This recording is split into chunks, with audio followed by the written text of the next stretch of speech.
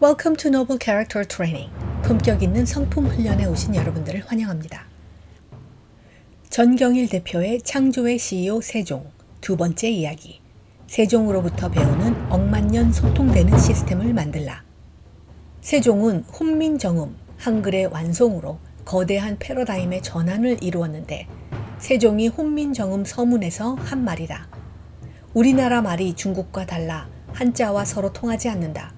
그러므로 어리석은 백성들이 말하고자 하는 바가 있어도 마침내 그 뜻을 펴지 못하는 이가 많다. 내가 이를 딱하게 여겨 새로 28글자를 만드니 사람마다 쉽게 익혀 나날이 쓰기에 편하도록 하고자 할 뿐이다. 어느 조직이든 리더가 근본적인 문제에 골몰하지 않는 한 근본적인 문제는 미결 상태로 남아 나중에 반드시 더 큰 문제를 야기한다. 미결 상태란 후세의 치명적인 짐, fatal burden이 된다. 한글이 그렇다. 만일 한글이 없었더라면 우리는 문자 체계나 그에 따른 기록 방식, 모든 언어 및 문자적 표현 행위에 있어 심각한 장애를 겪었을 것이다. 우리 민족이 하나라는 정체성 또한 흔들렸을지도 모른다. 한글이라는 문자는 우리를 하나로 묶는 한편 시공을 뛰어넘어 세계에서 그 유래를 찾아볼 수 없을 정도로 막강한 커뮤니케이션과 정보 혁명을 가능하게 하는 도구이다. 정인지의 기록에 쓰여 있기를 이 간단하면서 무궁무진한 글자는 세종 25년에 완성돼 3년 뒤인 세종 28년 9월에 만인에게 공표되었다고 한다.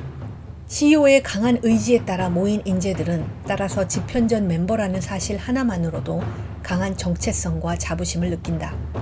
그 결과 집현전은 친목과 결속의 문화를 창조한 강력한 지식 발전소의 역할을 성실히 수행했다. 자신을 알아주는 CEO와 일한다는 것, 게다가 자신이 속한 그룹의 당대 최고의 지식인 군이자 국가 경영의 핵심 브레인이라는 사실에 집현전 학자들은 자부심이 넘쳤을 것이다. 그것은 출세 이상의 의미를 지닌다고 할 수 있다. 그들은 자신의 조국이 아직 해야 할 일이 너무 많은 나라이기에 행복했고 그 자신이 국가 창업과 수성의 초기 과정에 뛰어들므로써 역사의 길이 이름을 남긴다는 사실에 가슴이 벅찼을 것이다. CEO 세종이 부른다는 것은 이처럼 매우 특별한 역사적 명령으로 자리 잡아갔다. 세종의 집현전의 37년간의 활동을 보면 처음 10년간은 국가 경영을 위해 인재를 모아 훈련시키는 데 쓰였고 이후 8년은 각종 문화사업 및 국가 경영에 필요한 자문활동, 나머지 19년은 집현전에서 자라난 인재들이 훈구파의 핵심 세력으로 국가 경영에 참여하는 역할을 담당했다. 즉 절반 정도의 기간을 세종은 직접적인 국가 경영에 참여했다. 이 시기 집현전 멤버들은 세종시대 과학기술의 발전을 선도했으며 집현전을 거쳐간 전체 학사 99명 가운데 20% 이상이 조선조 과학기술사에 이름을 남겼다. 끈기와 인내는 천하를 얻으려는 자에게 반드시 필요한 덕목이다.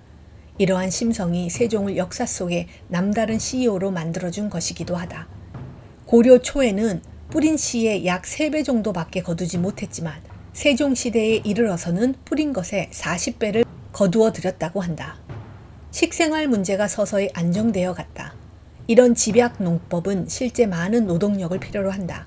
노동력의 요구는 자연스레 의학의 발전으로 이뤄졌다. 국민의료보건은 세종의 서민 경영과 맥을 같이 하고 있었던 탓에 15세기 들어서는 13세기보다 인구율이 4배나 증가하게 된다.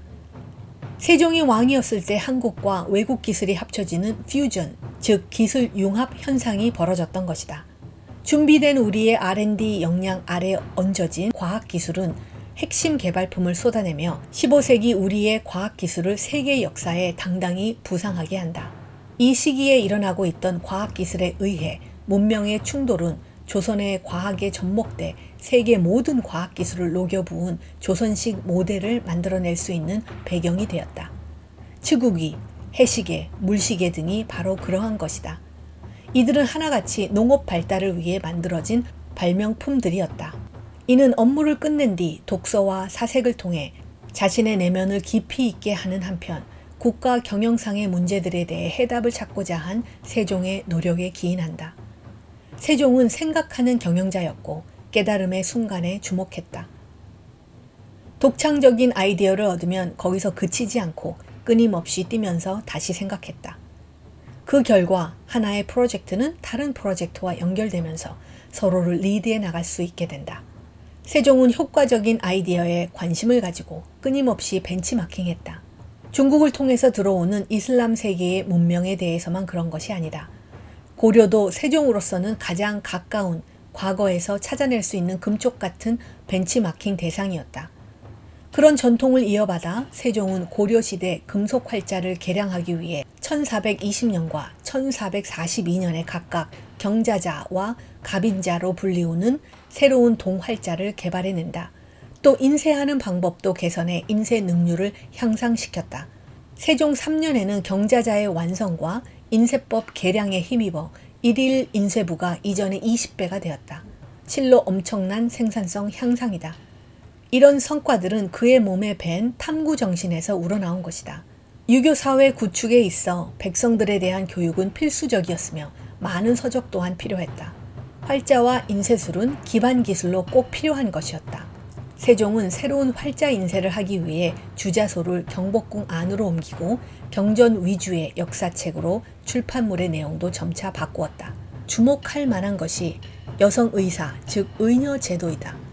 의녀제는 전임 CEO인 태종 때부터 추진했던 제도로 남녀가 유별해 부인과 계통의 질병을 앓고도 치료를 받지 못하는 여성 환자들을 위해 만든 것이다. 내외법에 따라 비빈을 비롯한 궁녀들이 남자 의원의 진맥을 거부해 죽는 경우가 많아지자 생겨났다. 이들은 궁녀들에게 침을 놓거나 비빈들의 해산 시 조산원 노릇을 했다. 이 제도가 여권 신장에 크게 기여했음은 물론이다. 향약 집성방 편찬시 세종은 모든 국산 약재는 반드시 때맞춰 채취하고 말리기도 법대로 하며 상납할 때 아무 고을, 아무개가 아무 달에 채취한 무슨 약임을 함께 기입하여 알리게 하라 고 지시했다. 약재 채취에 실명제가 도입된 것이다. 신생조선의 CEO로서 세종이 재임 시절 가장 총력을 기울인 것이 유구한 역사 속에 남을 문화적 인프라의 구축이었다. 대표적인 예인 훈민정음은 우리 민족 문화의 신기원을 이룩한 그의 가장 근원적 업적이다. 세종은 조선의 모차르트. 세종은 조선의 CEO이기 전에 개인적으로 매우 탁월한 음악인이었다. 재임 기간 중 좀 더 민주주의적이고 한국적인 정서가 담긴 음악을 위해 부단히 애를 썼다. 그리고 세종은 사람 복이 많은 CEO였다. 그러나 인재는 거저 얻어지지 않는다.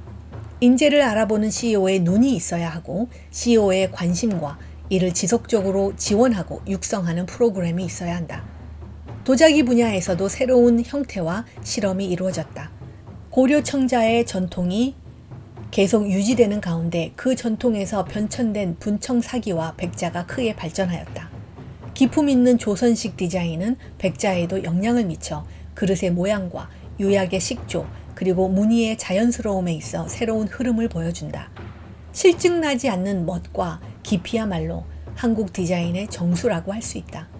이러한 멋은 세종과 그 이미지가 닮았다. 그 시대 문화, 예술 분야의 성과는 세종시대 문화 인프라에 대한 엄청난 관심과 추진력 속에서 빛을 발하게 되었던 것이다. 마음을 경영하라.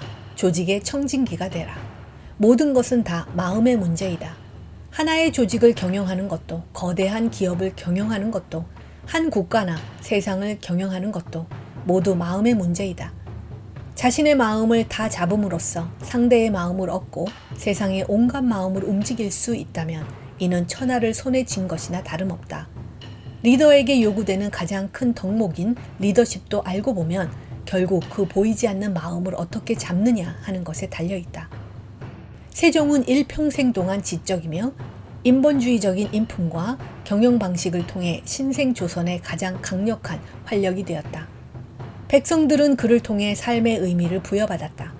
전제 왕권이라는 무자비한 칼을 휘둘러 다른 사람들을 복종시킨 것이 아니라 사람들의 마음을 흔들어 놓는 것으로 경영을 해 나갔던 것이다. 세종의 친밀함은 잘 절제된 것이었다.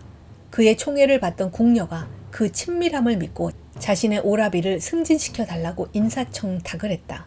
그러자 세종은 그녀를 바로 다음날 궁 밖으로 내쫓아버렸다. 지혜란 지식의 수준을 가늠하는 기준이 아니다. CEO로서 냉철한 판단력과 균형 잡힌 인격은 국가를 경영해 나가는 데 있어 가장 결정적인 지혜의 영역에 해당된다. 세종은 실로 현명한 CEO였다. 또 인간의 본성을 제대로 알고 이를 지킬 줄 아는 CEO였다. 오늘날 많은 CEO들이 직면하고 있는 문제는 현실 그 자체의 문제라기보다는 그 누구도 자신이 직면한 현실을 뛰어넘으려 하지 않고 또 뛰어넘지도 못한다는 데 있다. 술수 이상의 전략을 지닌 CEO들이 얼마나 될까? 많은 경영 도서들은 돈 버는 스킬만을 강조할 뿐 진정한 삶을 경영하는 데 필요한 지혜를 제시하지 못하는 것이 현실이다. 위대한 CEO 세종으로부터 배우는 경영학습이 중요한 이유가 바로 이 때문이다. 더구나 우리는 그의 영원한 백성들이 아닌가. 세종은 손에서 책을 놓지 않는 수불석권의 노력으로 지혜를 꾸준히 얻고자 했다. CEO가 된 이후에도 그는 실제 경영활동을 통해 행동하는 지식을 얻었다. 그러나 그의 경영이 정치로 이어지기 위해서는 더 많은 경험을 필요로 했다. 지식 경영을 뛰어넘어 지혜 경영의 단계에 이르기 위해서는 몇 가지 핵심적인 사항이 더 필요했던 것이다. 리더십을 얻으려면 이렇듯 장애를 넘어야 하고 그것을 온전히 넘은 상태여야만 리더십은 확인된다.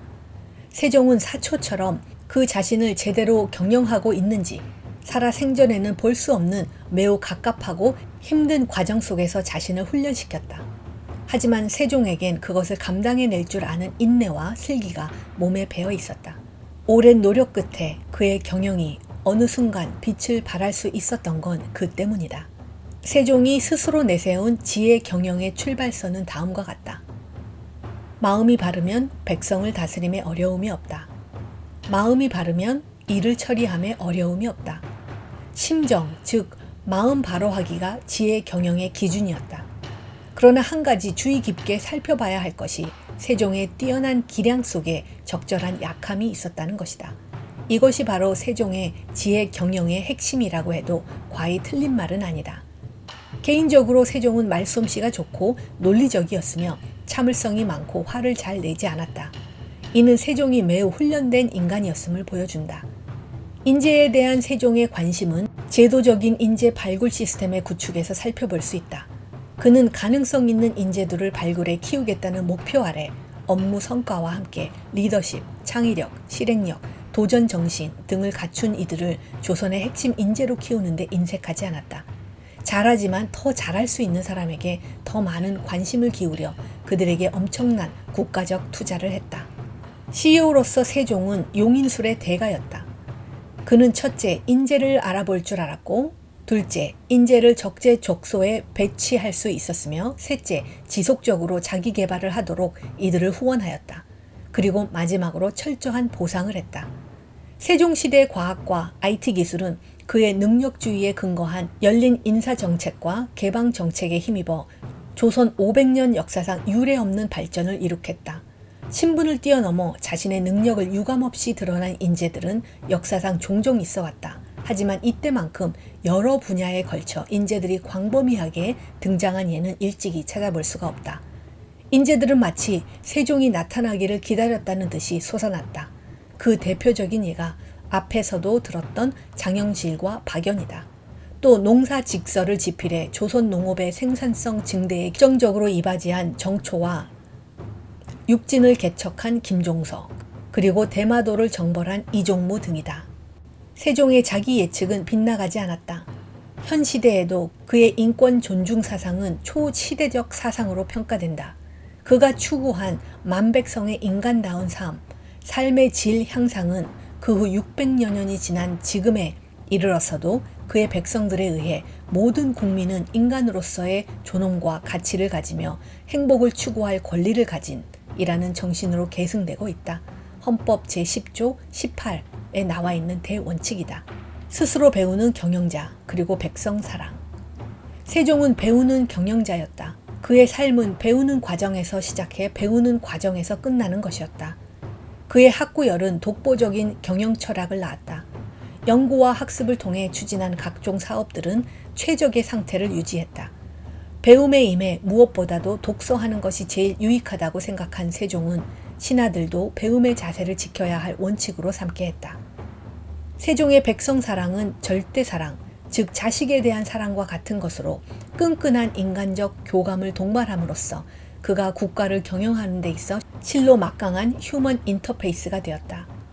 세종은 자신이 백성을 위해서 무엇을 할 것인지 생각하는 동고동락형 CEO로 재임 기간 내내 그런 차원 높은 경영의 경지를 보여주려고 부단히 애를 썼다. 세종은 이렇게 말했다. 당연히 백성을 사랑하는 마음을 먹어야 할 것이니 백성의 부모가 되어 백성을 사랑하지 않는다면 누가 감히 자네를 사랑하겠는가. 내가 지금도 독서를 그만두지 않는 것은 다만 글을 보는 사이에 생각이 떠올라서 정사에 시행하게 되는 것이 많기 때문이다. 프로젝트를 이끄는 세종의 8가지 리더십. 국가 경영 전반뿐 아니라 각각의 프로젝트를 이끌었던 세종의 경영 리더십을 정리해보면 대체로 다음과 같다. 1. 비전을 개발하라. 신생 조선의 잠재력을 찾아내 이를 통해 조선이 나아가야 할 길을 찾았다. 필요하다 싶으면 고려의 유산으로부터도 선례를 찾아 도움을 받고자 했다. 2. 분명한 조직 체계를 만들라. 조직을 업무 수행에 맞게 지속적으로 조정해 나갔다. 지금의 뼈대가 후세에 전해진다는 것을 명심하고 항시 최선을 다했다. 3. 사람을 잘 뽑아 올바른 팀을 구성하라. 성공의 수준을 결정하는 것은 결국 사람이다. 인재가 영입되어야 하고 육성되어야 하며 또 그들 스스로 작동해야 한다. 인재의 샘이 말라서는 결코 안 된다. 4. 문화를 바꾸어라. 조직에 대한 헌신과 기여의 문화가 업적 수행에 가장 강력한 힘이다. 내부의 강력한 민주적, 긍정적 영감의 문화는 조직 전체를 바꾸며 밖을 변화시킨다. 5. 팀을 코치하라. 이것은 팀원들에게 힘을 실어줌으로써 대리인들이 높은 이상을 실현하도록 만들어준다. 내가 앞장서는 것은 그들을 앞세우기 위함이다. 가르치는 원칙에 충실해야 한다. 6. 팀원들을 돌보라. 팀원들이 현재 어떠한 어려움에 직면하고 있는지를 살펴보아야 한다.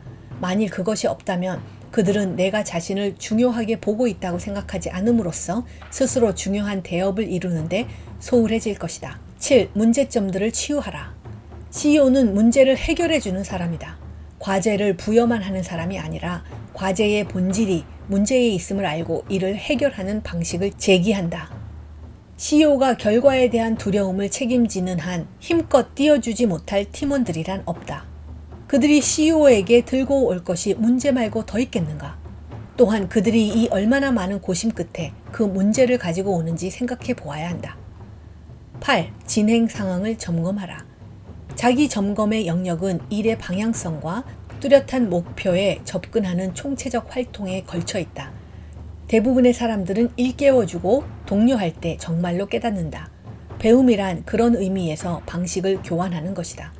세종이 집현전의 학자들로부터 배웠듯이 말이다. 세종의 4가지 중요한 리더십. 첫째, 세종은 민주주의적 리더십의 실천가였다. 이것은 다른 어떤 리더십보다 강력하고 인상 깊다. 그는 당시 조선의 경영층이라 할 수 있는 관료들뿐 아니라 백성들에게서조차 소외를 없애고자 했다.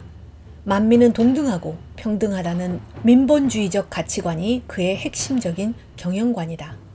둘째, 세종은 토론을 가치를 잉태하는 과정으로 이해해 장려했으며 심지어 자신의 주장이 거부되는 상황조차 받아들였다. 브레인스토밍 방식을 이용해 신하들로부터 아이디어를 얻었으며 혁신적인 개선 방안을 찾았다. 그러한 세종의 관심은 팀원들이 특정한 문제 해결을 위해 스스로 계속하여 질문토록 독려했고 도전하도록 만들었다. 자신감과 혁신의 선두에 서 있지 않은 CEO에게서는 결코 찾아볼 수 없는 것이다. 셋째, 세종은 파트너십을 지닌 리더십을 실천했다. 경영과 같은 지속적인 학습 시스템에 팀원들과 평등하게 참여해 이를 독려하고 그 스스로도 공부하였다. 혼자서 주요 결정을 내리고 끊임없이 신하들을 바로잡는 태도를 보였으나 각 그룹의 자연스러운 창의성과 혁신성을 손상하는 일은 결코 없었다. 구성원 위에 있되 그들이 프로젝트를 진행할 수 있도록 조직 운영에 평등성을 부여했다. 그것은 풍요로운 결과로 나타났다. 또 집단의 비전과 책임을 공유함으로써 싱크탱크의 요원들이 풍부하게 자신의 재능을 표현할 수 있도록 배려하였다. 넷째, 변혁의 리더십을 보여주었다. 그의 전임 CEO들이 해온 업무 수행 방식과 사고의 틀을 뛰어넘어 조선이 갈 길을 제시하였다. 이는 조선의 현 위치에 대한 철저한 현실 인식과 자기 반성 끝에 나온 결과였다. 그는 변화를 끌어안았다. 변화를 파악함으로써 자기 확신을 가지고 변혁을 리드하고 변화에 순응함으로써 창업의 전 과정에 적용 가능한 최적의 정책을 이끌어내고자 했다. 그의 이러한 변화 주도는 내부적으로 조직 구성원들에 대한 칭찬, 보상, 감화를 통해 존경심과 충성심을 이끌어냈다. 이것이야말로 그가 전임 CEO처럼 칼로 승부하는 방식이 아닌 진정한 의미의 문무의 카리스마를 획득하게 된 계기이다. 전경일의 창조의 CEO 세종을 마칩니다. 함께해 주셔서 감사를 드립니다.